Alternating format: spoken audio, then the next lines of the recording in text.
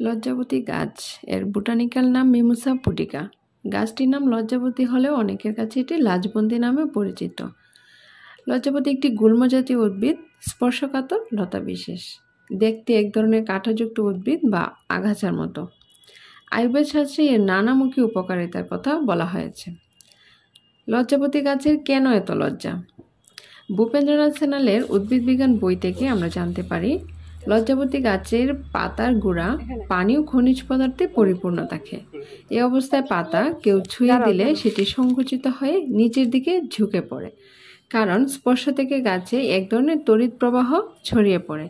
এই তড়িৎ প্রবাহের কারণে পাতার গোড়ায় থাকা পানি ও খনিজ বের হয়ে আসে। আর পানি বের হয়ে আসার কারণে লজ্জাবতীর কাণ্ড বা শাখাগুলো আর সোজা থাকতে পারে না, নুয়ে পড়ে। আর যে কারণে মানুষ মনে করে লজ্জাবতী গাছ ভীষণ লাজুক। আপনি জানেন কি, লজ্জাবতী গাছ শুধু লাজুকই নয়, এতে লুকিয়ে আছে হাজারো গুণের রহস্য।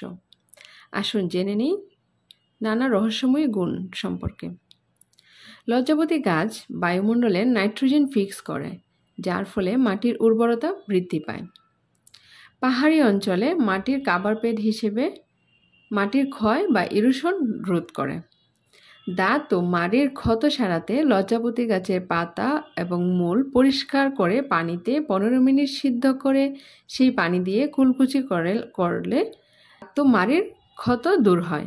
নাক ও কান থেকে রক্ত পড়া বন্ধ করতে ডায়রিয়া, যে কোনো প্রদাহ, জ্বালাপোড়া, আলসার, কোষ্ঠকাঠিন্য, যৌন রোগ থেকে মুক্তি পেতে লজ্জাবতী গাছের পাতা এবং গুঁড়া বেটে দিলে কিংবা এর রস ব্যবহার করলে উপকার পাওয়া যায়। শ্বাসকষ্ট, আলসার, অর্শ বা পাইলস, পেট ফাঁপা, বদহজম ও যে কোনো ক্ষত সারাতে এ গাছের রস খুবই কার্যকরী।